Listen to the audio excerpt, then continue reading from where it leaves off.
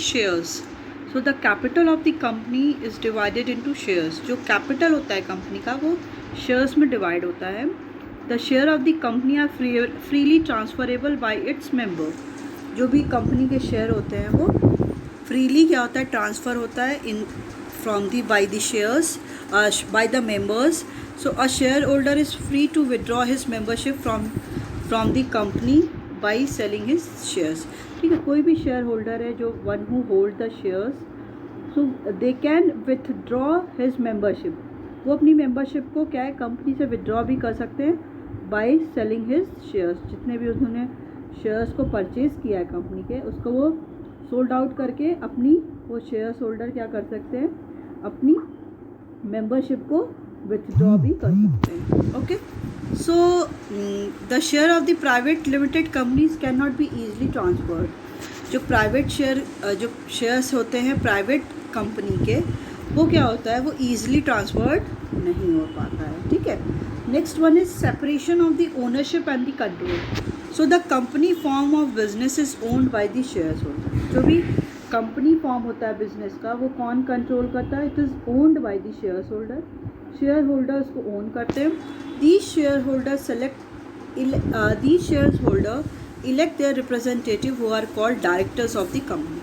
ठीक है, जो शेयर्स होल्डर होते हैं वो अपने एक रिप्रेजेंटेटिव को क्या करते हैं, सेलेक्ट करते हैं, जिनको क्या बोलते हैं, एक नहीं बहुत सारे वो क्या होते हैं, डायरेक्टर्स का नहीं, जो शेयर्स होल्डर होते हैं वो क्या करते हैं, अपने रिप्रेजेंटेटिव्स को इलेक्ट करते हैं through the election, who are called as the director of the company, जिन्हें डायरेक्टर ऑफ द कंपनी बोला जाता है. The director manage and control the activities of the company. जो डायरेक्टर होते हैं वो कंपनी की जितनी भी एक्टिविटीज़ हैं उनको manage as well as control करते हैं by appointing the professional expert. कि वो डिफरेंट एक्सपर्ट को भी क्या करते हैं, अपॉइंट करते हैं, जो क्या करते हैं, मैनेज करते हैं और कंट्रोल करते हैं बिजनेस की activities. Next one is limited liability. So the liability of the members of the company is limited. जो लायबिलिटी होती है मेंबर्स की जो कंपनी के है, वो क्या होती है, लिमिटेड होती है to extent of their share contribution in the company. उस एक्सटेंट तक उनकी लायबिलिटी लिमिटेड होती है कि जितना उन्होंने शेयर कैपिटल इन्वेस्ट किया है इन देयर बिजनेस कंपनी.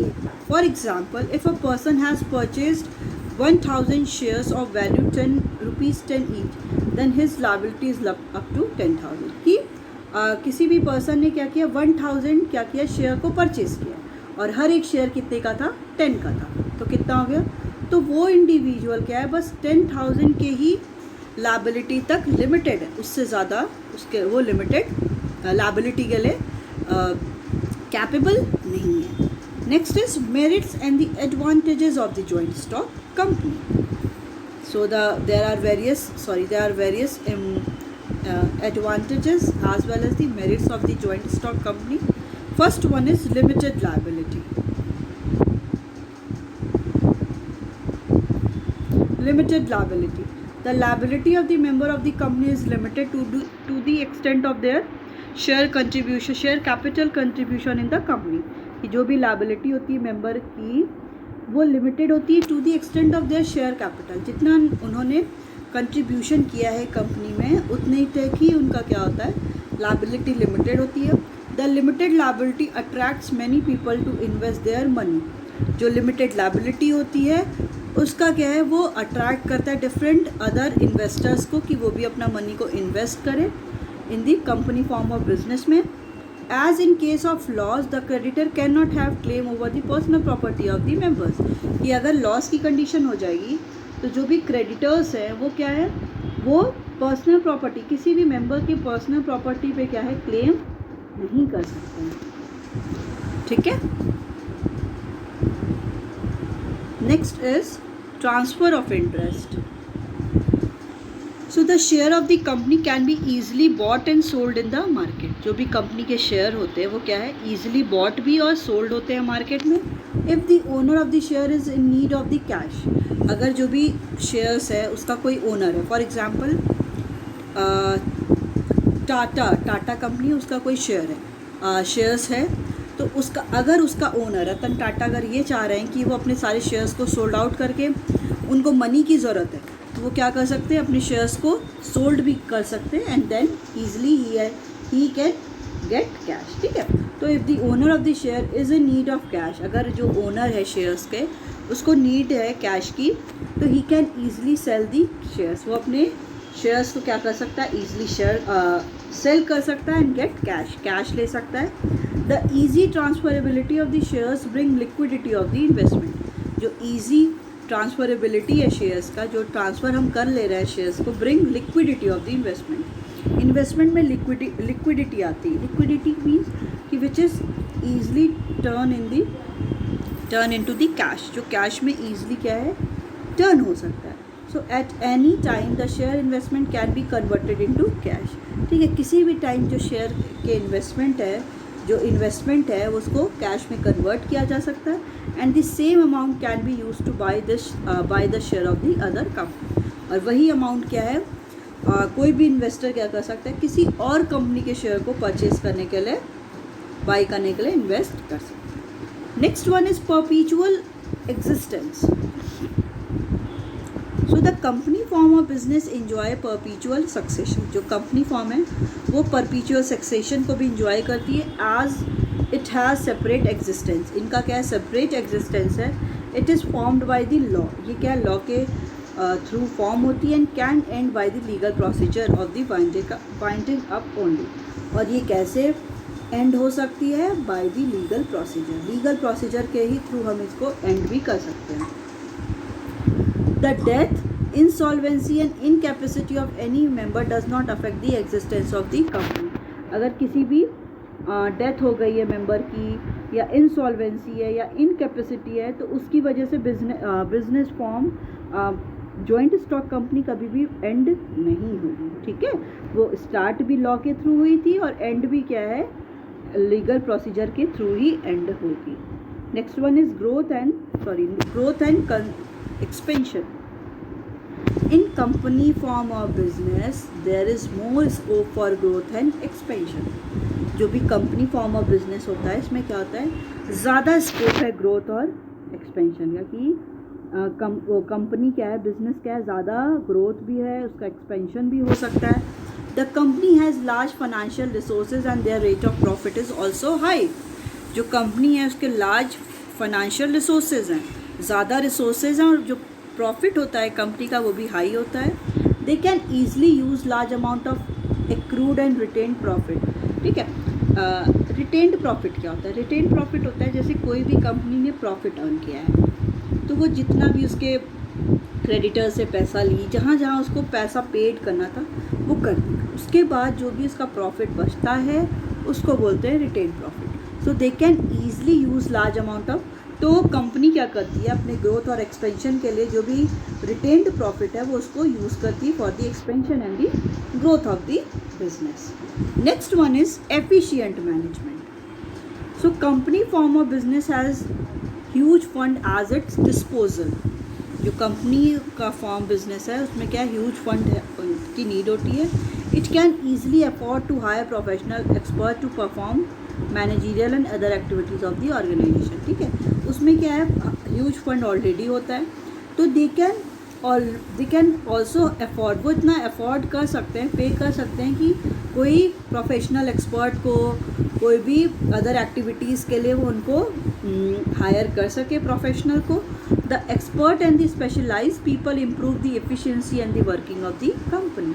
जो एक्सपर्ट हैं, जो स्पेशलाइज्ड पीपल हैं, वो क्या कर सकते हैं, एफिशिएंसी इम्प्रूव कर सकते हैं, कंपनी की वर्किंग और एफिशिएंसी दोनों को वो इम्प्रूव कर सकते हैं। Next one is large amount of capital. So the biggest advantage of the company form of business is that it can collect a large amount of capital. जो biggest advantage है company form का ये है कि वो लोग large amount में capital को कलेक्ट कर सकते हैं by issuing of shares to general public, कि जनरल पब्लिक को शेयर इशू करने के लिए क्या है, वो लार्ज अमाउंट ऑफ कैपिटल को कलेक्ट करते हैं। The people having small saving can also bye the share of the company.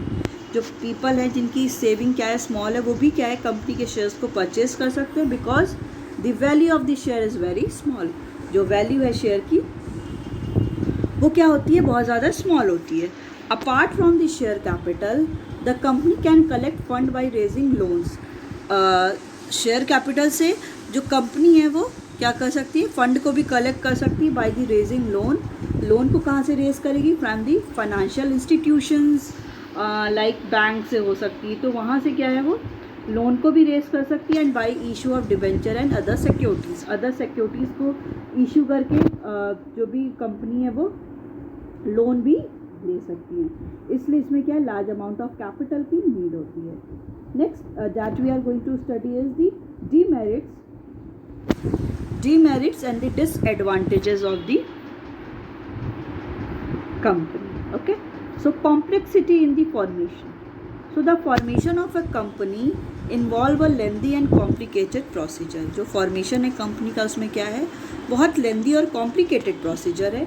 Many legal formalities have to be completed. बहुत सारी legal formalities को करना पड़ता है। Many documents have to be prepared and submitted. बहुत सारे documents को prepare भी करना पड़ता है and then also submit. Various permission have to be obtained. बहुत सारी permission भी लेनी पड़ती है। To perform these activities, experts are hired. इन सारी activity को perform करने के लिए जो expert है उनको hire किया जाता है।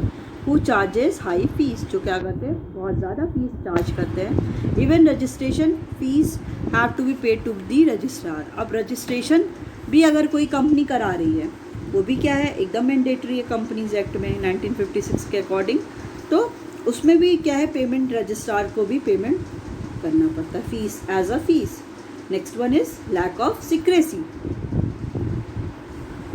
So as per the companies act 1956, company act 1956 के according the company is require to provide lot of information, कि कंपनी को क्या है, इज रिक्वायर कि वो लॉट ऑफ इंफॉर्मेशन प्रोवाइड करे to the office of registrar of the company, कि जो भी ऑफिस है रजिस्ट्रार का उसको सारी इंफॉर्मेशन वो प्रोवाइड करे। Such information is available to general public also, और वो सारी इंफॉर्मेशन क्या है, जनरल पब्लिक को भी मिल जाती है। So it is therefore difficult to maintain complete secrecy. इसलिए क्या हो जाता है कि बहुत डिफ़िकल्ट हो जाता है कंपनी के लिए कि वो अपनी सीक्रेसी को मेंटेन किए about the operation of the company, जो भी इनके ऑपरेशन की जो भी डिफरेंट वे है कि वो कैसे ऑपरेशन कर रहे हैं, तो ये भी क्या होता है, वो कंपनी जनरल पब्लिक के साथ शेयर हो जाता है, तो उनकी जो सीक्रेसी है वो भी कम हो जाती है। Next one is impersonal work environment.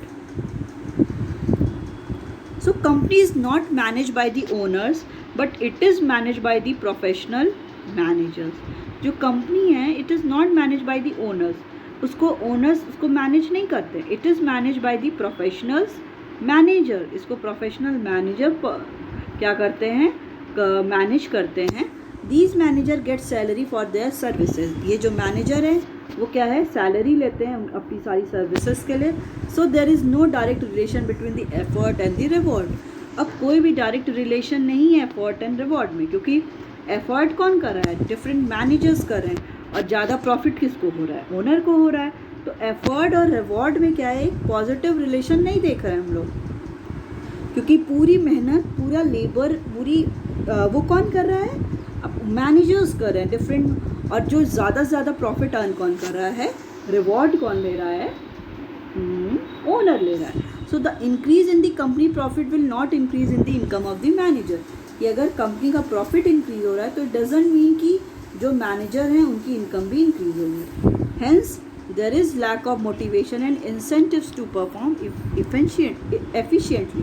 तो ये क्या है, यहाँ पे लैक ऑफ मोटिवेशन हो जाता है, क्योंकि अगर कोई मैनेजर्स एम्प्लॉयज़ को ज़्यादा सैलरी और इनकम नहीं मिलेगी तो वो क्या होते हैं, डीमोटिवेटेड हो जाते हैं। And there is lack of motivation क्या भी लैकनेस होता है, and the incentives to perform efficiently, कि उनको प्रॉपरली इंसेंटिव्स भी नहीं मिलते हैं कि अगर वो एफिशिएंटली वर्क किए हैं तो उन्हें प्रॉपरली क्या उनको इंसेंटिव्स भी मिले। Is numerous regulation.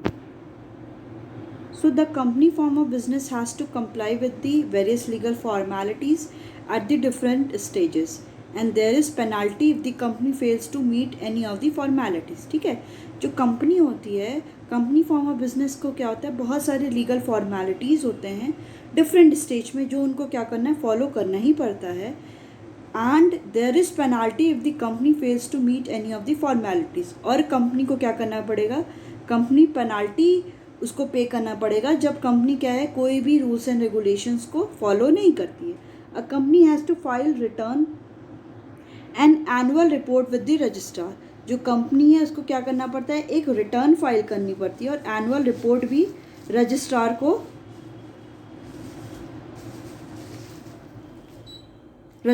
को क्या करना पड़ता है, सबमिट करना पड़ता है। So this legal interference in day to day operation result in lack of secrecy, कि हर दिन कोई ना कोई इंटरफेरेंस क्या करता है, जो भी कंपनी का एक सिक्रेसी है वो क्या करता है, उसको फेल कर देता है। And lot of time and money is spend, और जो मनी है और टाइम भी इस पर बहुत ज़्यादा वेस्ट भी हो जाता है। ठीक है, नेक्स्ट है आपका delay in decision. So in company organization all the important decision are taken in the board meeting. ठीक है, जो भी कंपनी के ऑर्गेनाइजेशन में जो भी इम्पॉर्टेंट डिसीजन है वो कौन लेता है, बोर्ड मीटिंग में ही लिया जाता है। और आफ्टर कंसल्टिंग वेरियस पर्सन, और वेरियस जो पर्सन है उनके साथ कंसल्ट भी किया जाता है। And once decision are taken these have to be communicated to everyone. जैसे ही कोई एक डिसीजन ले लिया जाता है उसके बाद ये सारी इन्फॉर्मेशन हर एक को क्या है, कम्युनिकेट किया जाता है, which is again a lengthy process, जो क्या है, बहुत ही लेंदी प्रोसेस हो जाता है। As a large number of people are working in a company at a different level, क्योंकि लार्ज नंबर में क्या है, पीपल क्या है, वो अलग कंपनी में अलग अलग डिफरेंट लेवल पे हैं, तो सब तक वो सारी इंफॉर्मेशन पहुंचाना क्या हो जाता है, बहुत ज़्यादा लेंदी प्रोसेस हो जाता है। So taking and implementing decision is a lengthy process in a company. ठीक है, कोई भी डिसीजन लेना फिर उसको इम्प्लीमेंट करने में ये बहुत ज़्यादा लेंदी प्रोसेस हो जाता है। नेक्स्ट है आपका ओलिगार्किक मैनेजमेंट। ठीक है, ओलिगार्किक मैनेजमेंट, ओलिगार्की का मतलब होता है कि small group of people have control of a country या ऑफ एनी कंपनी, कि एक कंपनी में बस कुछ ही पीपल का ही क्या होता है, पूरा कंट्रोल होता है। कहने को तो ये है कि सब लोग को क्या है, यहाँ पे डेमोक्रेटिक सेटअप होता है कि सबको इतनी अथॉरिटी है कि वो लोग अपना बोल सके, बट ऐसा रियलिटी में ऐसा नहीं होता। कुछ स्मॉल ग्रुप ऑफ पीपल ही हैं जो क्या करते हैं, सारे डिसीजन लेते हैं और अदर डिसीजन किसी से पूछा भी नहीं जाता है। So although we say that there is democratic setup in the company form of business, कि ये बोला जाता है कि कंपनी फॉर्म ऑफ बिजनेस में क्या है, एक डेमोक्रेटिक सेटअप है, but this democratic setup exist only on paper. अब ये जो डेमोक्रेटिक सेटअप है वो क्या है, बस पेपर पे ही एग्जिस्ट करता है। In real practice, in real life, company is in hand and control of a few people. Company क्या है, बस कुछ फ्यू पीपल के ही कंट्रोल में है, सारे लोग के कंट्रोल में नहीं है। सारा जो कंट्रोल कौन कर रहा है, कुछ फ्यू पीपल ही कर रहे हैं, लाइक डायरेक्टर्स। जो डायरेक्टर हैं कंपनी के वही क्या कर रहे हैं, कंट्रोल कर रहे हैं। The director have complete control over the company. जो डायरेक्टर है उसके पास क्या होता है, कंप्लीट कंट्रोल होता है कंपनी का। These people take all the decision, यही पीपल जो डिफरेंट डायरेक्टर्स हैं वही क्या करते हैं, सारे डिसीजन लेते हैं in their personal interest and the benefit. अपनी बेनिफिट के अकॉर्डिंग, अपने इंटरेस्ट के अकॉर्डिंग वो क्या करते हैं, सारे डिसीजन लेते हैं and ignoring the interest of the shareholder and the other company. और वो क्या करते हैं, जो भी अदर शेयर्स होल्डर हैं उनकी जो भी इंटरेस्ट है उसको इग्नोर कर देते हैं, और जो कंपनी के वो है इंटरेस्ट है वो उसको भी इग्नोर कर देते हैं, बस अपने बेनिफिट के अकॉर्डिंग ही वो सारे डिसीजन लेते हैं। Next one is conflict in interest. So in company, various group of people are involved, such as shareholder, debenture holder, employees, director, etc. कि कोई भी कंपनी में क्या है, different various group of people होते हैं, जिसमें शेयर होल्डर होते हैं, डिबेंचर होल्डर होते हैं जो लोन प्रोवाइड करते हैं, एम्प्लॉयज़ होते हैं, डायरेक्टर्स होते हैं। So each group have different interest. ठीक है, हर एक ग्रुप का क्या है, डिफरेंट इंटरेस्ट है, क्योंकि कोई शेयर होल्डर क्या चाहता है कि उसे ज़्यादा से ज़्यादा प्रॉफिट मिले या डिविडेंड मिले, डिबेंचर होल्डर चाहता है कि उसको ज़्यादा से ज़्यादा इंटरेस्ट मिले, एम्प्लॉयज़ चाहते हैं कि उसको ज़्यादा से ज़्यादा क्या हो, सैलरी उसकी ज़्यादा हो। तो हर एक का क्या है, अपना अपना इंटरेस्ट है।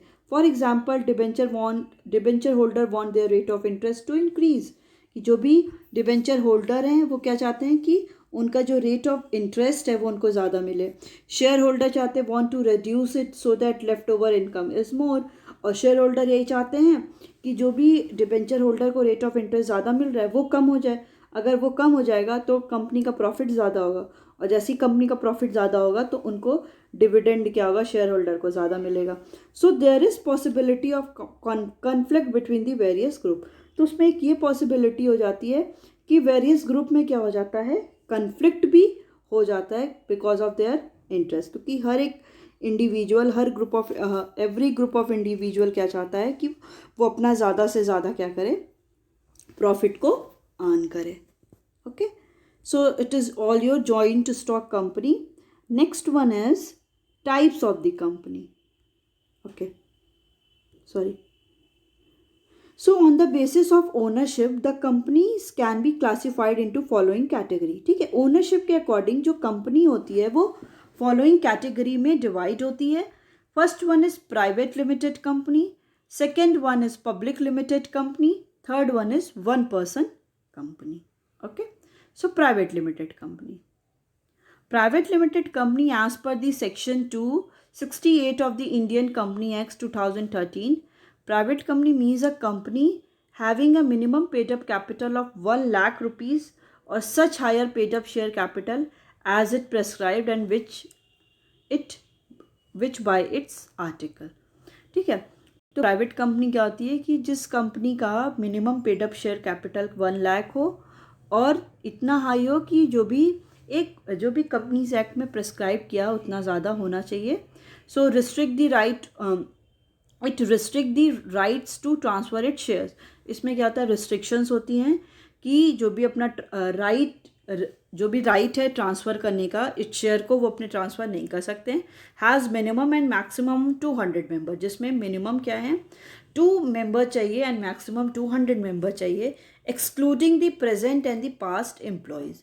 कि जो भी प्रेजेंट में हैं और जो पास्ट में एम्प्लॉयज़ हैं उनको एक्सक्लूड करके मिनिमम 2 और मैक्सिमम 200 मेंबर्स होने चाहिए। नेक्स्ट है आपका, it prohibited any invitation to the public to subscribe from any securities of the company.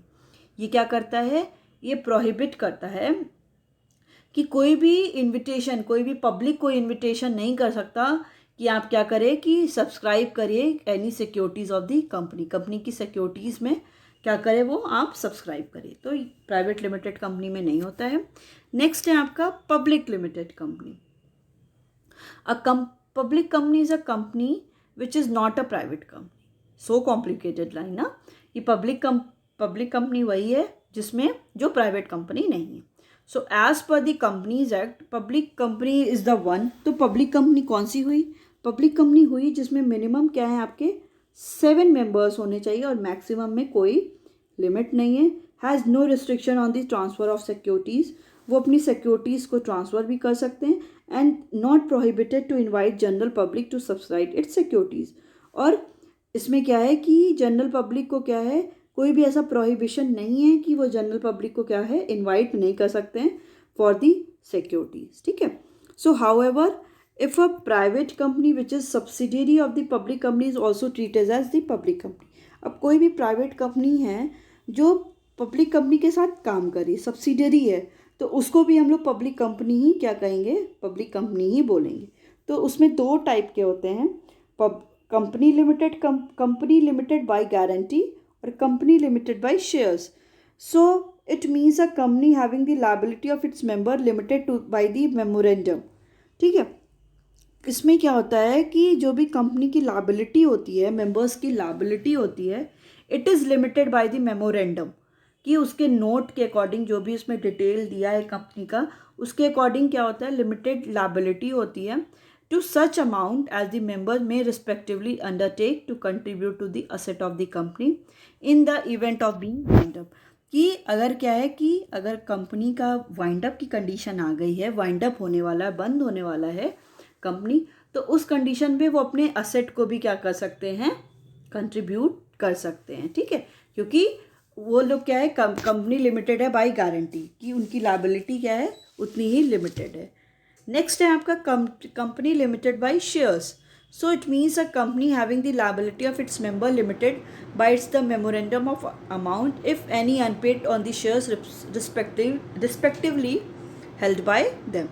So it means a company having the liability of its member limited, कि जो भी liability है members की वो क्या है, limited है by the memorandum, कि जितना जो भी memorandum में जो उनका कंपनी का वो होता है, जो सारा जिसमें उनका सारे रूल्स रेगुलेशंस रिटन होते हैं, तो उसके अकॉर्डिंग क्या है, कंपनी के जो लायबिलिटी है वो क्या होती है, लिमिटेड होती है जो मेंबर्स होते हैं, if any unpaid on the share respectively held by them, कि अगर क्या है कि वो लोग शेयर्स पे क्या है कोई भी अनपेड करते हैं।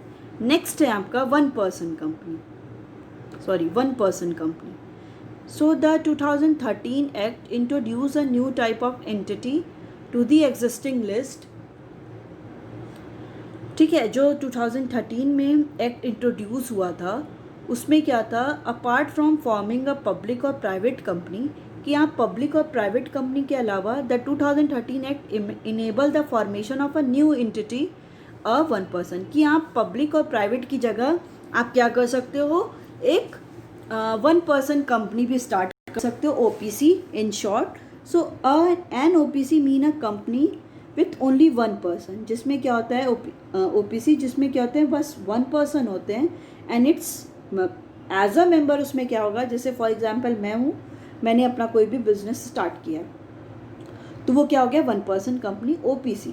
सो रिक्वायरमेंट, तो इसकी बेसिक रिक्वायरमेंट क्या है, so rule 3 of 1 provides that the only natural person who is an Indian citizen and as a resident in India shall be eligible to incorporate OPC।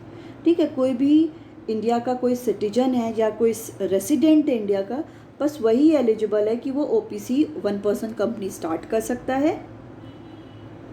Next one is no person shall be eligible to incorporate more than one OPC or become nominee in more than one such company।